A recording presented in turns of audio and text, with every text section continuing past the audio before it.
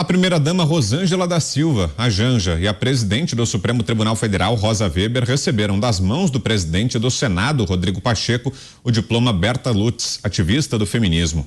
A solenidade ocorreu nesta quarta-feira, no Dia da Mulher. Segundo Janja, seu compromisso com o aumento da representação das mulheres na política é permanente e ela será aliada nas ações contra a violência de gênero na política. A primeira-dama ainda fez reclamações, dizendo ser alvo de mais mentiras, ataques e ameaças do que o próprio presidente Lula. Começo com você, Zé. Como é que foi essa sessão de hoje aí no Congresso, Zé? Pois é o que eu disse, é uma data em que todos fazem ali as homenagens às mulheres, votam projetos, foi uma semana aí de votação de projetos de interesse da mulher, isso vem do próprio presidente Lula no Palácio, e assina atos e projetos de lei, e no Judiciário a mesma coisa, e eu entendo que nós temos que caminhar para um momento em que não precisaremos de solenidades assim. Durante eu estive lá, cheguei de lá agora há pouco, né? E foi mais cedo, e todos os dados mostram que há mesmo a disparidade. No Judiciário, a presidente do Supremo mostrando os dados, inclusive no Judiciário, de juízes, de juízas, existem muito mais juízes, muito mais promotores do que promotoras. Só a Raquel Dodge há pouco tempo assumiu a Procuradoria-Geral da República. Enfim, no Congresso Nacional há uma subrepresentação feminina em todos os lugares que você olha. Mas esse processo, ele tem que ser lento, ele tem que ser gradual e real. Não dá para você nomear alguém como presidente da República, como foi o caso da Dilma, porque era uma mulher. E não foi assim. Dilma não foi eleita porque era uma mulher. Dilma foi eleita diante de um contexto ali do PT, em que Lula estava bem ali na economia e quem ele colocasse seria eleito, e não foi exatamente uma mulher. Sobre essa fala da Janja, é interessante que eu concordo com ela. Há aqui em Brasília, e isso repercute no país inteiro, uma superexposição e um cuidado muito grande com a primeira-dama no sentido de perseguir. Eu entendo que aqui não tem, como no caso da Inglaterra, aquela história da família real, né? Onde existem periódicos que são especializados em seguir e enfim, publicar coisas da família real. Aqui acontece com as primeiras damas. Foi assim com várias, todas, né? Vamos pegar ali Michel Temer, a mulher dele também foi fotografada, filmada, lendas, não lendas. Aí depois o presidente Jair Bolsonaro com Michele, pegaram a família dela e colocaram uma exposição muito grande, inclusive de familiares. E agora com a Janja, isso é natural, faz parte. O que eu critico é exatamente essa postura. Acho que a primeira-dama não foi eleita, ela não é eleita. Ela pode simplesmente amanhã não ser mais a primeira-dama e aparecer outra primeira-dama no nosso país, né? Então não é uma institucionalidade. Então eu acho sim que ela tem razão, que há toda uma atenção especial à primeira-dama que não merecia, mas esse é o momento, é a cultura nacional, né? Vamos falar das primeiras-damas, inclusive do que elas vestem, falam e vão. Diga, Pavinato. Bom, eu vejo isso como um protocolo, claro, ela é primeira-dama, vai ser homenageada, claro. Se isso acontecesse todos os anos, com todas as primeiras-damas, tudo bem. Agora, a questão é a seguinte: o que Janja já fez em prol da mulher? Qual é o currículo de Janja? Qual é? Não tem. Aliás, o currículo dela, eu diria que é antifeminista. Antifeminista por quê? Quem é Janja? Janja é uma mulher que tem holofote por ter se casado com o marido que tem. Então ela é tudo menos símbolo de vitória e de empoderamento da mulher. Me desculpe, essa é a realidade. Não sei se ela é uma pessoa boa, não sei se ela é uma pessoa ruim, não sei se ela é uma pessoa inteligente, não sei se ela é uma pessoa desprovida de intelectualidade, eu não a conheço. Nunca li nenhum artigo científico de Janja, nunca vi nenhum trabalho social de Janja, nunca vi nenhum grande projeto liderado por Janja. Então Janja para as mulheres é nada, é a mesma coisa. Muito melhor dar aí um prêmio em memória da Zilda Arnes, por exemplo, a irmã de Dom Paulo Evaristo Armas, que morreu no Haiti durante um terremoto, fazendo um trabalho humanitário nunca antes visto no mundo. Melhor homenagear uma mulher como a professora Janaína Pascoal, que, além de mulher, além de vítima do crime de violência contra a mulher, continua lecionando na Universidade de São Paulo, na Faculdade de Direito do Lago São Francisco. Por que não homenagear a memória da dona Ruth Cardoso, uma socióloga ímpar e que revolucionou o papel da primeira-dama no Brasil? Por que não homenagear a memória da recém-falecida Glória Maria, a primeira maior repórter e âncora preta deste país? Por que não homenagear as grandes mulheres que esse país teve e ainda tem? Mas não, nós vamos homenagear a Janja. Quem é Janja? E Janja agora que faz lives retransmitidas pelo Canal Brasil. Como é que pode uma empresa pública, que não é uma empresa do governo, é uma empresa do Estado, a TV Brasil, retransmitir e fazer lives periódicas da Janja, com o show da Janja? Me perdoem, mas ela não tem nada de meritório para ser o símbolo de mulheres. Muito pelo contrário. Janja só se sabe quem é porque ela casou com um homem que nós sabemos quem é. E você, Mota, o que achou dessas homenagens de hoje no Congresso? Eu ontem fiz várias sugestões para outras mulheres que poderiam ser homenageadas pelo Congresso. Vou fazer uma outra hoje. Eu queria sugerir Maria Quitéria. Maria Quitéria foi a primeira mulher no Brasil, primeira brasileira a entrar em combate de verdade, em uma guerra. No caso, foi a Guerra da Independência do Brasil, que aconteceu ali entre 1822 e 1824, principalmente na Bahia, no Piauí, no Maranhão. A Bahia foi onde nasceu Maria Quitéria, em 1792. Ela era órfã de mãe, vivia numa fazenda com o pai. Ela montava cavalos, veja só, ela caçava, ela atirava com armas de fogo, imaginem só. E aí, quando começaram as guerras pela independência, ela pediu permissão ao pai para se alistar no exército. É lógico que o pai falou, de jeito nenhum, esquece isso. Maria Quitéria cortou o cabelo, vestiu-se de homem e se alistou com o nome de Medeiros. Na batalha, Maria Quitéria se tornou exemplo de bravura, tanto que ela recebeu das mãos do próprio imperador Dom Pedro I a medalha da Ordem Imperial do Cruzeiro do Sul.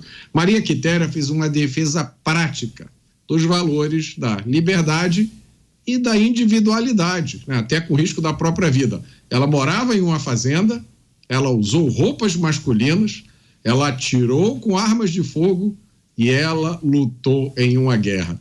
Então, a Maria Quitéria desafiou todas as convenções e quebrou todos os tabus que os lacradores de hoje acham que desafiam, postando memes na internet. Posso fazer uma correção? Manda ver. Glória Maria foi homenageada em memória. Perfeito.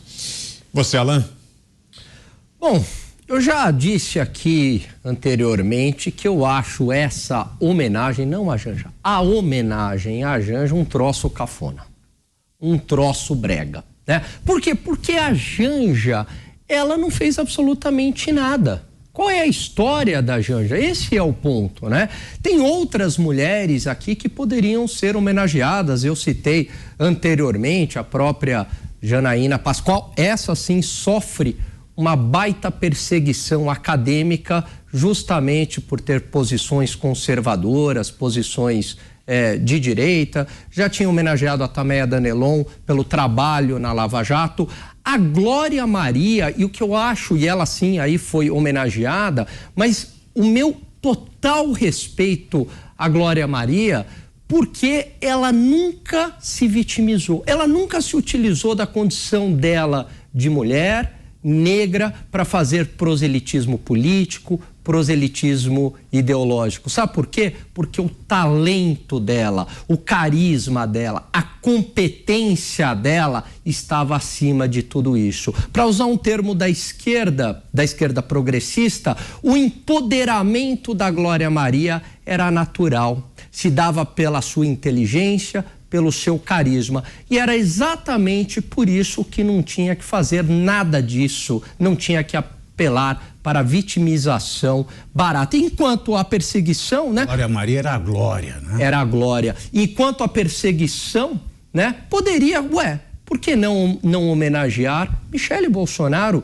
que faz um trabalho belíssimo com os deficientes auditivos ou com pessoas portadoras de doenças raras. Essa sim foi perseguida de uma maneira muito sórdida numa fake news que circulou em grandes jornais dizendo que houve um encontro com Guilherme de Pádua, uma fake news absolutamente sórdida.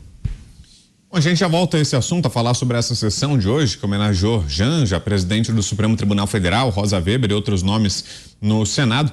Antes a gente confere como é que está a nossa enquete lá no site da Jovem Pan e também no Twitter, né? Essa é a novidade. A partir de agora você vota no site da Pan e também no Twitter. E a pergunta de hoje tem a ver também com todos esses atos do Dia Internacional da Mulher. É o projeto que foi anunciado pelo governo federal que obriga as empresas a pagar o mesmo salário a homens e mulheres.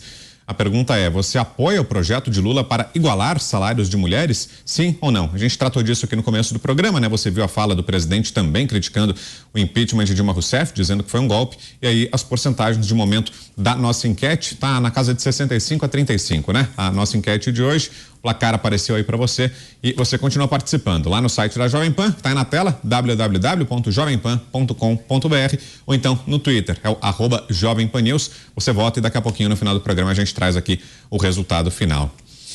Agora, José Maria Trindade, a que se deve, Zé, esse protagonismo da primeira-dama Janja, né? Fato é que ela tem ocupado um papel relevante, né, no governo, né? Pelo menos publicamente tem feito muitas aparições, né? Algo diferente até do que aconteceu no governo passado, aproveitando que o Alan citou agora a Michele Bolsonaro, com a ex-primeira-dama Michele, né? Que tinha aparições ali só voltadas para essa área de atuação dela, né? Do trabalho social ali que ela desempenhava enquanto primeira-dama, mas sem tanta exposição política como está tendo a Janja agora nesse início do governo Lula. A que se deve isso, Zé? É uma tentativa de transformá-la em herdeira política do presidente ou é para que ela ajude de alguma forma a ampliar a popularidade dele? Enfim, qual que é a leitura por aí, Zé?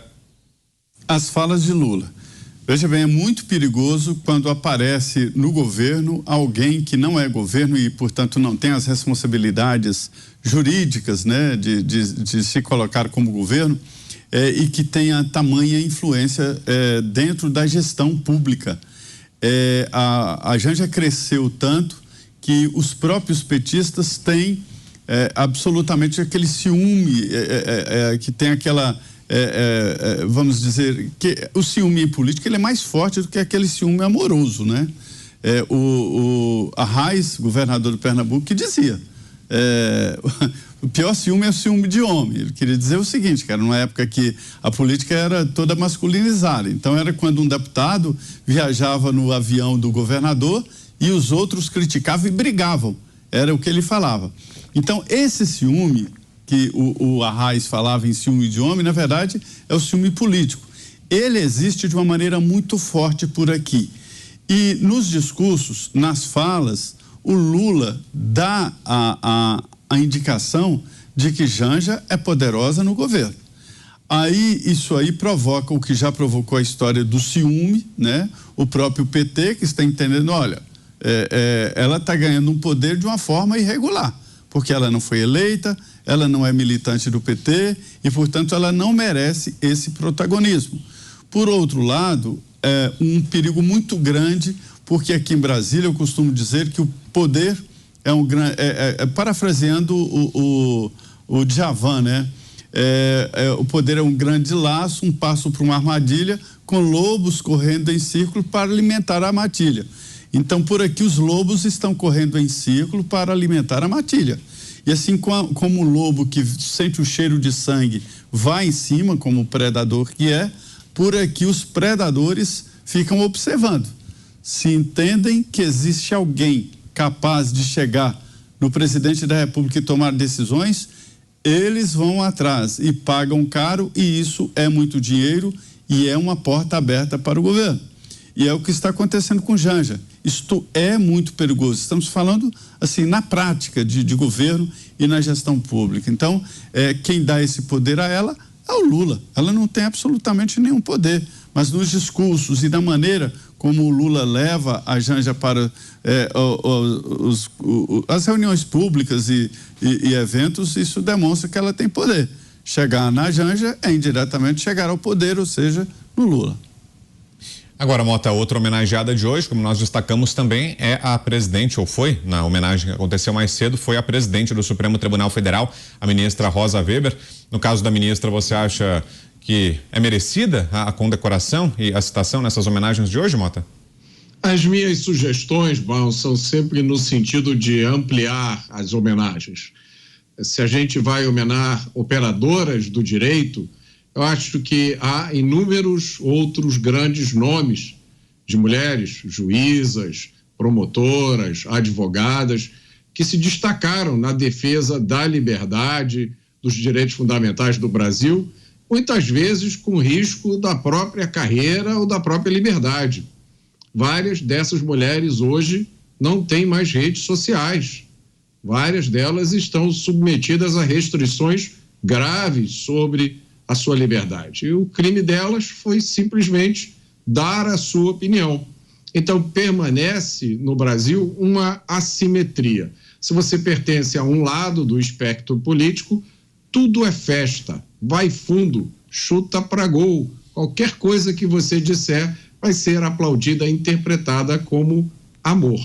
Mas se você pertencer a um outro lado do espectro político, você tem que vigiar cada palavrinha que você fala, porque existe uma multidão olhando, observando você, esperando o momento de te acusar de crimes, às vezes reais, às vezes imaginados. Então, eu acho importante a gente lembrar de todas essas mulheres, heroínas anônimas que se colocaram na defesa da liberdade. É para elas que a gente precisa hoje prestar homenagem também.